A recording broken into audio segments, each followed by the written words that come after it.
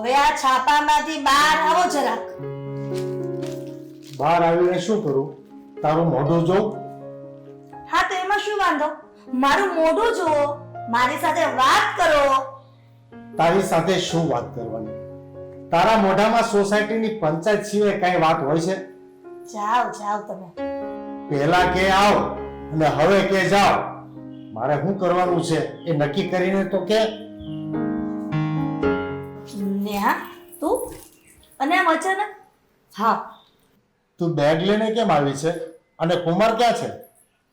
પપ્પા, હું ઘર છોડીને આવી છું અને હવે એ ઘરમાં હું પાછી ફરી ક્યારેય નહીં જાઉં. પણ થયું છે શું? બીજું શું થાય? આ રોજ રોજના ઝઘડાઓ. મારો અને મારી નણંદનો સ્વભાવ બિલકુલ મેચ નથી થતો. અને આ મારી સાસુ પણ હર હંમેશા મારી નણંદનો જ પક્ષ લે છે. અને જમાઈ? એ તો કઈ બોલતો જ નથી ને. તરત કહી દે છે કે તમારા ઝઘડામાં હું વચ્ચે નહીં બોલું. એક નંબરનો બાયલો છે.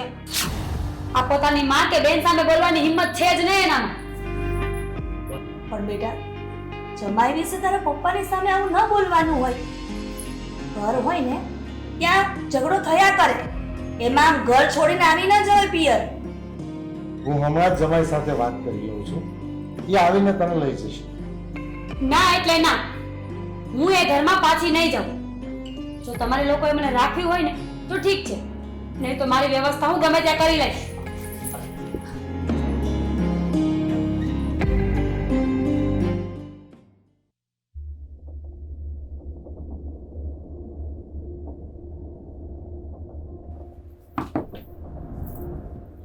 Hello sweety. મારી કઈ તમારી સ્વીટી? અરે રાધા, શું થયું? આવી રીતે કેમ વાત કરે છે? તો બીજું શું કરું? મારી તો જિંદગી ખરાબ થઈ ગઈ છે આ ઘરમાં આવીને. મને કોઈ જીવવાનો હક હોય કે નહીં? અરે બાબા, પણ થયું છે શું? કઈ વાત કરે તો સમજ પડે ને. આટલો બધો ગુસ્સો શું કામ કરે છે? તમે તો એવી રીતે વાત કરો છો જાણે કઈ ખબર જ ના હોય. હા, તમને તો શું કામ કઈ ખબર હોય? તમને તો મારી કઈ પડી જ નથી. જાઓ તમારી બેન પાસે જઈને રહો. નેહા સાથે કઈ પ્રોબ્લેમ થયો? એણે તને કઈ કીધું? પ્રોબ્લેમ? નેહાબેન પોતે જ એક પ્રોબ્લેમ છે. અને એમનો સ્વભાવની તો તમે બહુ સારી રીતે જાણો છો ને. ત્યાં એમને ઘરમાં જરાક ઝઘડો થયો તો દોડીને પિયર આવી ગયા. એટલે હવે તમે જ એમને કહી દેજો કે એમના ઘરે બિસ્તરા પોટલા લઈને પાછા જતા રહે. અરે બાબા, એ બેચારી દુખી છે. એના ઘરમાં પ્રોબ્લેમ છે એટલા માટે તો અહીંયા આવી છે. અને જો આપણે પણ એની સાથે એવું કરશું તો એ ક્યાં જશે? એ બધી મને કાંઈ જ ખબર નથી. તમારે જે કરવું હોય ને કરો, પણ નેહાબેનને આ ઘરમાંથી બહાર કાઢો. અને હું એમની સાથે આ ઘરમાં નહીં રહી શકું એટલે નહીં રહી શકું. અને મને તો એમ જ લાગે છે કે ત્યાં પણ નેહાબેનનો જ વાંક હશે. એમણે જ કંઈક એવું કર્યું હશે ને એટલે ત્યાં ઝઘડા થતા હશે. તને એવું કેમ લાગે છે? કારણ કે હું એમને સારી રીતે ઓળખું છું અને મારી સાથે પણ એવું જ કરે છે. અને તમને ખબર છે, એ બસ વાતમાં મારો વાંક કાઢવાના બહાના જ શોધ્યા કરે છે. એવું કઈ નહીં કરવું પડે. હું કઈ પણ રસ્તો કાઢીશ ને, તું ચિંતા નહીં કર. આવ્યો મોટા રસ્તો કાઢવાનો.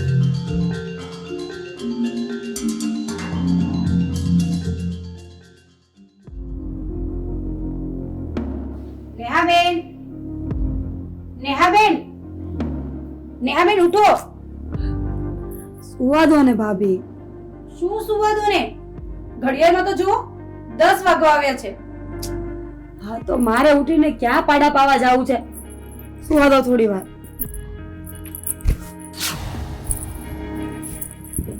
ભાભી, આ શું હરકત છે? શું હરકત છે એટલે? હું તો તમને જગાડી રહી છું, મારું કામ કરી રહી છું. આવી રીતે? આ તો સીધી રીતે ના જાગે ને, એને પણ મને જગાડતા આવડે છે. જ્યારે તમે તમારા સાસરે જાવ ને, એટલે કે તમારા ઘરે પાછા જાવ ને, ત્યારે 12 વાગે ઉઠજો. અત્યારે આ ઘર મારું છે એટલે અહીંયા તો તમારે વહેલા જ ઉઠવું પડશે. આ તમે સમયસર ના ઉઠો તો પછી મારા ઘરકામ ક્યારે પતે? શું કહ્યું રાધાઓ તમે? આ તમારું ઘર છે તો શું આ નેહાનું ઘર નથી? ના નથી, આ એમનું પિયર છે. એમનું ઘર તો એ છે જ્યાંથી એ ભાગીને આવ્યા છે. બસ રાધાઓ, બહુ વધારે પડતું બોલો છો તમે. શું કીધું? બહુ બોલ્યા એમ?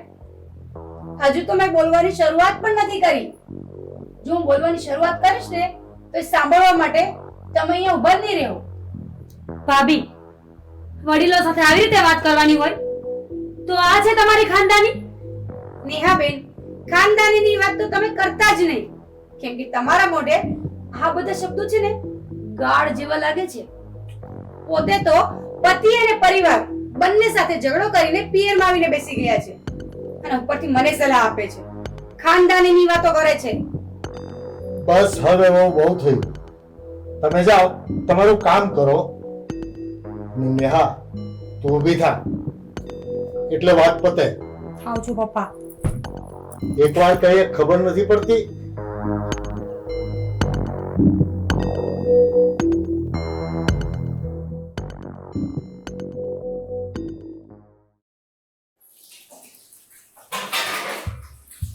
મમ્મી, અરે આવી ગઈ મારી દીકરી.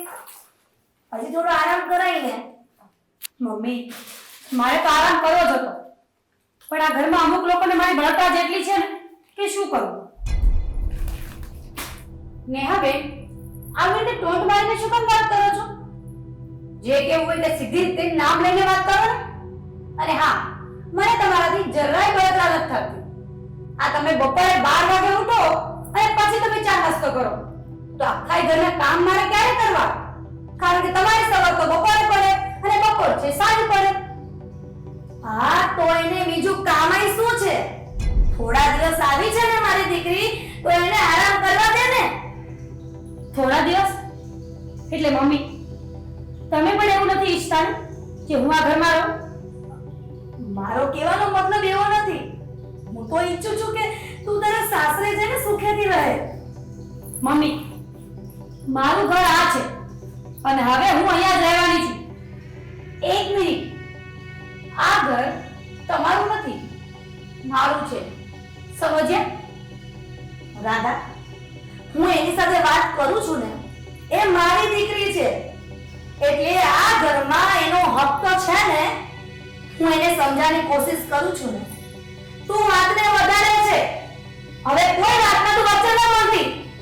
તમારે એમને જેવી રીતે સમજાવવું હોય ને એવી રીતે સમજાવી દેજો. બાકી હું પછી મારી રીતે સમજાવવાનું ચાલુ કરીશ ને તો મજા નહીં આવે.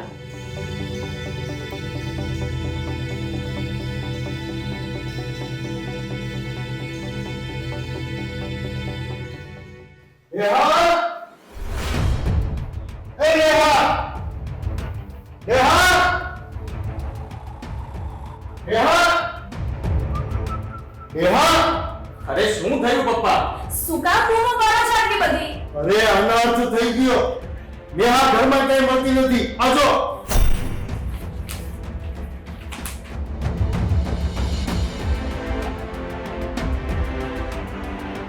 આ શું છે? રોહન, કાંઈક તો બોલ. નેહા ઘર છોડીને ચાલી ગઈ છે. શું? નેહા ઘર છોડીને ચાલી ગઈ છે? પણ શું કામ? રાધાના લીધે. આમાં લખ્યું છે કે રાધા ભાભીને હું આ ઘરમાં રહું છું એ પસંદ નથી, એટલે હું આ ઘર છોડીને જાઉં છું. મને ગોતવાની કોશિશ ન કરતા. હે ભગવાન, હવે આ જ જોવાનું બાકી રહ્યું હતું. રોહન, તારાથી તારી ઘરવાળી સચવાતી નથી. ન્યા સાસરેથી દુખી થઈને અહીં આવી, પણ તારી બૈરીએ અહીંયા પણ સુખેથી રહેવા ન દીધી. સવારથી ઉઠે ત્યાંથી ટક ટક ચાલુ થઈ જાય કે છે સુવેરે ત્યાં સુધી. હા તો એમાં ફક્ત કઈ રાધાનો જ વાંક નથી. અરે આપણી બેન પણ કઈ દૂધે ધોળેલી નથી. અરે જો આટલી સ્થિતિ હોત ને તો પાછી ના આવત. હવે તમે બંને લડવાનું બંધ કરો અને આગળ શું કરવાનું છે ને એ કરો. પપ્પા આપણે હવે આસપાસમાં એની તપાસ કરવી પડશે. તમે એક કામ કરો, તમે રિંગ રોડ બાજુ જાઓ અને હું પાછળના રોડ બાજુ જાઉં છું. હા હા સારું ચાલો.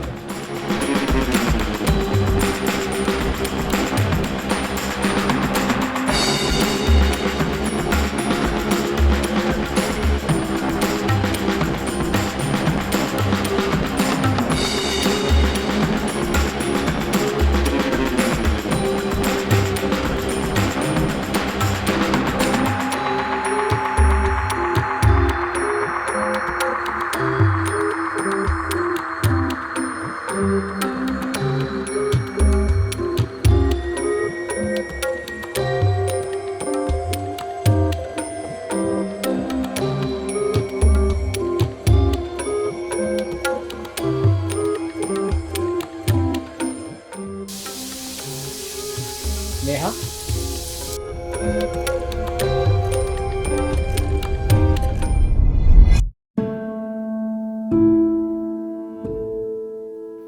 નેહા, મારી દીકરી ક્યાં ચાલી ગઈ હતી? આવી રીતે છોડીને જવાય? તને આ માની જરા યાદ ના આવી? તો હું શું કરું મમ્મી? મારું તો નસીબ જ ખરાબ છે. કદાચ મારા નસીબમાં પરિવારનો પ્રેમ લખ્યો જ નહીં હોય તો. આવું ન બોલ દીકરા, આ તારું ઘર જ છે ને, અને અમે તારો પરિવાર જ છીએ ને. આવી ગયા પાછું ધોયેલા મોળાની જેમ. રાધા, તને ક્યારે શું બોલવું એની સમજ પડે છે કે નહીં? મને તો બધી જ સમજ પડે છે, પણ તમને નથી પડતી. નેહાબેનને સાસરીમાં કોઈ બે શબ્દ કહ્યા તો પિયર આવી ગયા, અહીંયા બે શબ્દો સંભળાવ્યા તો અહીંયાથી ચાલ્યા ગયા. હવે બહાર કોઈ બે શબ્દો કહેશે તો ક્યાં જશે? તમે દુનિયાના કોઈ પણ છેડે જશો, તમને કોઈ બે શબ્દ બોલશે તો શું ત્યાંથી પણ ભાગી જશો? બીજા બોલે ને એનો કોઈ વાંધો નથી, પણ તું તો ઘરની છો ને, તું બોલે ને તો એને દુઃખ તો લાગે જ ને. તો પછી એમના સાસુ સસરા, એમના નણંદ, એમના પતિ એ કોણ છે? એમના ઘરના નથી? પરિવારમાં 4 લોકો હોય, કોઈનાથી કઈ બોલાઈ જાય તો એને મન પર ના લેવાનું હોય. હું તો બસ નેહાબેનને આટલું જ સમજાવવા માંગતી હતી. એટલે તું આ બધું નાટક કરતી હતી? હા, નેહાબેનને જીવનની વાસ્તવિકતા સમજાવવા માટે મેં આ નાટક કર્યું. બાકી આ ઘર એમનું જ છે, એ અહીંયા રહે તો મને કોઈ વાંધો નથી. હું તમારી વાત સમજી ગઈ ભાભી. જ્યારે તમને તમારી આસપાસના બધા લોકો ખરાબ લાગે ને, ત્યારે જરૂરી નથી કે એ બધા ખરાબ હોય. બની શકે કે ખરાબ આપણી પોતાની માનસિકતા હોય. દરેક વ્યક્તિમાં કંઈ ને કંઈ સારું અને કંઈ ને કંઈ ખરાબ તો હોય જ છે. એમાંથી શું જોવું અને શું ના જોવું એ તો આપણે જ પસંદ કરવાનું હોય. તો હવે આગળ શું કરવાનું છે? સારું જોવાનું છે કે ખરાબ? એક મિનિટ, હાય, તારો ફોન આપતો.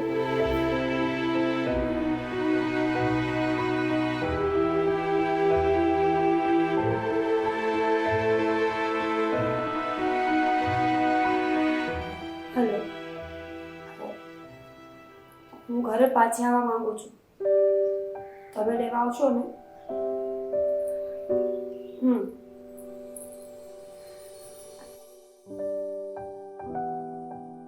શું કહ્યું કુમારે? પપ્પા એ લેવા આવે છે. ભાભી, થેન્ક યુ અને સોરી પણ કે મેં તમારી સાથે આટલું ખરાબ વર્તન કર્યું. નેહાબેન ચાલ્યા કરે, અંત ભલા તો સબ ભલા.